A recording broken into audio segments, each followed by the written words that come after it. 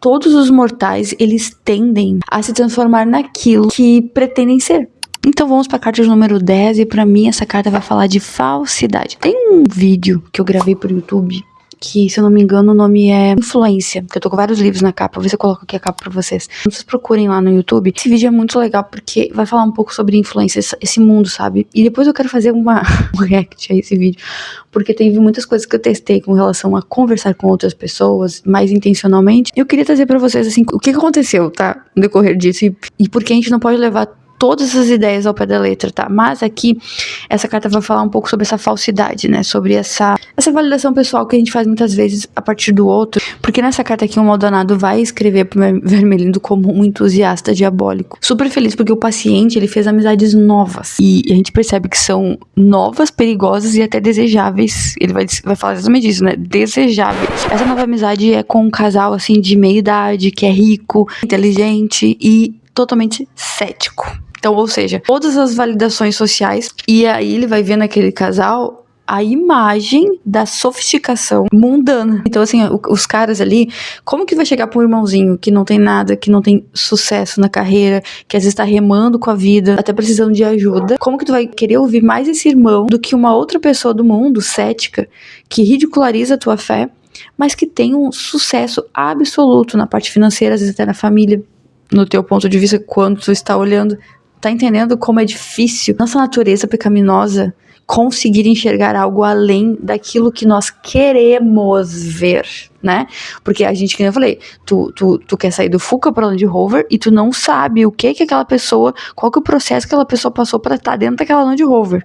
Mas tu nem sabe por que tu quer aquela Land Rover, mas ele te dá um status. Aquilo te torna alguém que conseguiu algo. Mas tu não sabe o que, nem como, tu nem sabe o caminho.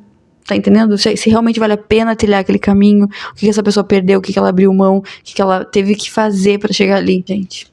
A narrativa descreve como o paciente, movido assim pela vaidade social e até intelectual, começa daí a levar uma vida dupla. A gente já viu isso muito, principalmente, acho que para jovens, que, por exemplo, muitos pais insistem, a gente nem sempre tem condições, mas insistem em colocar as crianças às vezes em escolas não cristãs, eu digo confessionais, né, ou até não tem oportunidade, enfim, né, e as crianças têm que viver uma vida dupla, porque na escola eles vivem de um jeito e são uma pessoa, e na igreja são outra, ou às vezes os pais em casa são uma pessoa, com seus amigos, com os familiares, e na igreja são outras, então vivem essa vida dupla, ou então às vezes tu tem muito status, tá numa escola muito boa, faculdade muito renomada, então aquilo e aí ali tu é uma pessoa, tu tem alguma opinião, tu até é mais contido, moderado, como a gente viu na outra carta, mas na igreja tu sabe que tu não pode ser assim. Aí lá tu é outra pessoa, então tu vive uma vida dupla. Então quando ele tá com esses amigos, ele não vai negar a sua fé explicitamente, mas ele se permite participar de jogos, de olhares, tipo, sabe? Uns risinhos, uns deboches, tu se permite, entendeu? Então não é que tu tá negando a tua fé, mas tu tá corroborando ações, atitudes e assuntos que vão muito contra a tua fé. Então eles fingem compartilhar daqueles pensamentos, então eles compartilham de um cinismo mútuo, né, tanto deles quanto daquelas pessoas ali.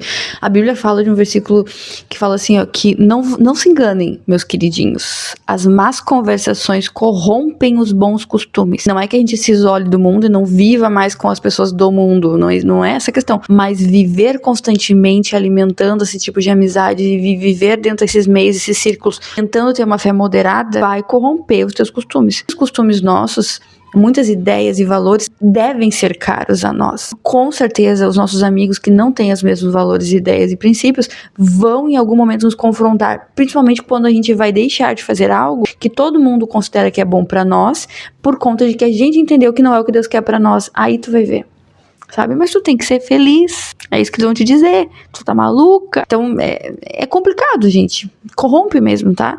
Não adianta. Às vezes a gente tá ali, mas eu não tô fazendo nada de errado, mas tu tá junto com quem faz.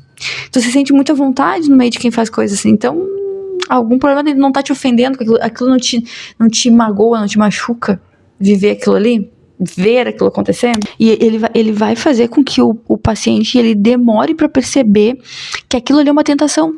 E que muitas vezes ele tá usando vergonha para manter aquele paciente em silêncio, quando na verdade ele deveria falar, né? Não, gente, peraí, mas tá errado. Ele levantar um ponto de vista, levantar uma ideia, né? Não que a pessoa tem que ser agressiva, mas dizer, ó, gente, não, isso aí não é bem assim, pelo menos pra mim, eu consigo entender que essa não é o que tá certo. Não é nem que seja a minha verdade, né? Mas não é assim que eu entendo como a verdade é. O diabo, o inimigo, a nossa natureza pecaminosa vai usar isso pra nos manter em silêncio e passar ali de 007. E aí, ele vai se valer da alegria de conseguir criar um ser humano equilibrado, que consegue transitar tanto em ambientes mundanos, quanto em círculos dentro da igreja. Olha como eu sou evoluído, intelectual, crente, como eu sou espiritual, porque eu consigo sim dialogar muito bem com os meus irmãos e com os mundanos, aquelas pessoas que são céticas, aquelas pessoas que não têm fé ou que não têm os mesmos valores que os meus. Olha que pessoa evoluída que eu sou. Eu me dou bem. Sabe aquela pessoa que se dá bem com absolutamente todo mundo? Não tem ruim. Aquela pessoa, ela se dá extremamente bem. Ela não desagrada a ninguém. Que eu vou dizer pra vocês. É quase impossível tu ser totalmente verdadeiro e não ter, não é nem rusga, mas eu digo assim, menos ponto de contato com alguma pessoa, porque, gente, a gente é ser humano, em algum momento vai discordar, tu vai incomodar alguém por alguma coisa, a não ser que tu sempre esteja naquele modo, não incomodar, não fazer mal. As luvas vão ajudar, viu? Encobrir? Não sentir. Não deixar saber. Não falar nada que vai desagradar. Não dar a minha opinião. E muitas vezes assim, ó, tanto faz. Nem vou falar nada. A pessoa liga menos para ti quando ela não quer que tu entenda o ponto de vista dela. Até que tu mude aquele ponto de vista, sabe? De certa forma, a gente tem que ter sabedoria, gente. Mas, no geral, é isso. Aí a gente vai perceber nessa carta que essa necessidade humana de aceitação e o medo de parecer uma pessoa tola, uma pessoa boba, ou até antiquada, sabe? Assim, acho que antiquada seria uma palavra até mais adequada para isso. São as ferramentas mais eficazes do mal, do inferno ou da nossa natureza pecaminosa para silenciar a nossa consciência e corromper o nosso caráter. Isso, claro, de forma gradual que a gente nem vai percebendo. A frase que me deixou mais assim aqui foi assim, ó: todos os mortais, eles tendem a se transformar naquilo que pretendem ser. Então tem até um livro que diz assim, você é aquilo que adora. E hoje em dia, e no mundo, com esse monte de bolha, essa carta vai nos mostrar como a gente acaba sacrificando nosso caráter, nossos conceitos, as ideias que nós temos que são caras pra nós, pra caber num grupo, pra caber numa bolha, pra ser aceito e pra principalmente ser admirado esteticamente, por fora. E não se trata só do nosso corpo, do nosso modo de vestir, né? Mas para que as pessoas vejam num todo uma vida onde seja desejável estar com a gente, por conta daquilo que a gente parece ser. Isso aí é tão ligado à outra carta de que a gente não tá entendendo qual que é o processo, qual que é a evolução, o que a gente faz pra chegar naquele lugar ali, o que me transformou naquilo que eu acho que hoje é o sucesso. A gente não entendeu o processo, a gente só quer parecer, a gente só quer que as pessoas olhem e que a gente veja aquela imagem ali. Uma pessoa bem sucedida, uma pessoa que tem condições, uma pessoa que nitidamente tu vê que tem posses. Como é que tu vê que uma pessoa tem posses?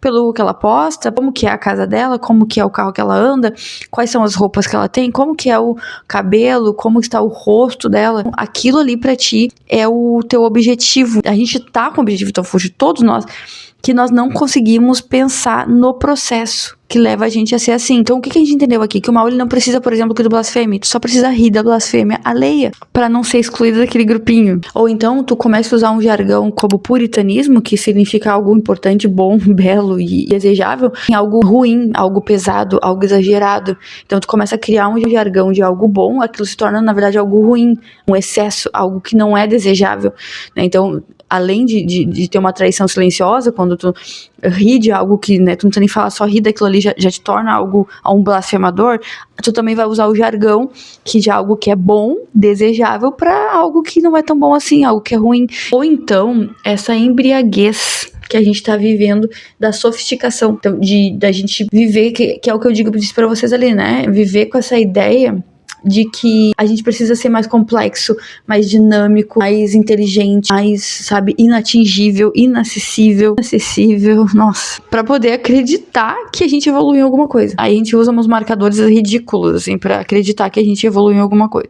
E com o tempo, esse comportamento fingido, ele vai se tornar um hábito na tua vida. E depois que isso se torna um hábito, aquilo vai se tornar a tua natureza e o teu personagem, né, que é aquilo que tu fingia ser em um ambiente, ele vai começar a se tornar tu mesmo, vai engolir quem tu é. E aí tu não vai ser mais aquela pessoa, aquele hábito ruim vai te engolir.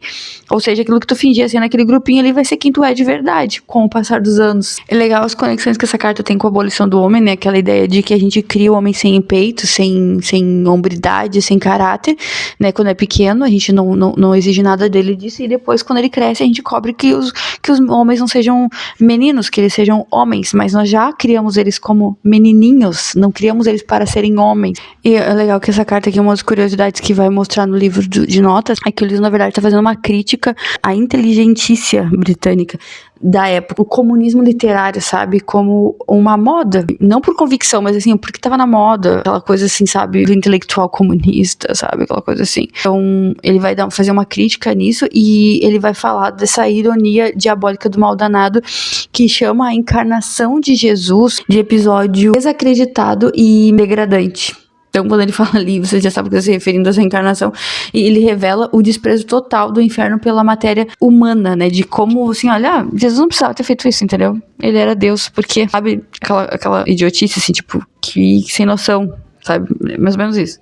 Ele vai mencionar Mamon, né, e aí nessa menção ali, Mamon, aquele amor ao dinheiro, na Bíblia a gente vê muito essa menção de Mamon referente a alguém que valoriza muito o dinheiro, que tem o dinheiro como seu próprio Deus, e ele vai dizer que isso indica como o inferno foca na cobiça. E aí me faz, assim, pensar no final dessa carta pra gente pensar, né, quantas vezes a gente sorriu ou concordou, né, com algo, até assim, aquela coisa de quem cala consente, que no nosso íntimo a gente desaprovava profundamente. Quantas vezes a gente fez isso pra agradar as pessoas ou pra não parecer ridículo no meio delas? Acho que não só ridículo, né, a gente não quer ser o chato, sabe? Até no meio cristão, a gente não quer, Santa Rona, a chata, a puritana, sabe? Quantas vezes a gente deixou passar, ou até deixou de falar, ou riu disso pra parecer isso? Existe algum círculo de amigos onde tu precisa esconder quem tu é pra poder fazer parte? Algo que tu precisa ser outra pessoa pra poder fazer parte? Ou tu se sente alguém superior porque tu consegue muito bem, né, viver nesses dois mundos? Tem alguma dessas perguntas aqui que tu identificou agora que talvez tu esteja vacilando nessa área? A gente chegou ao fim dessa carta e eu espero vocês na próxima carta.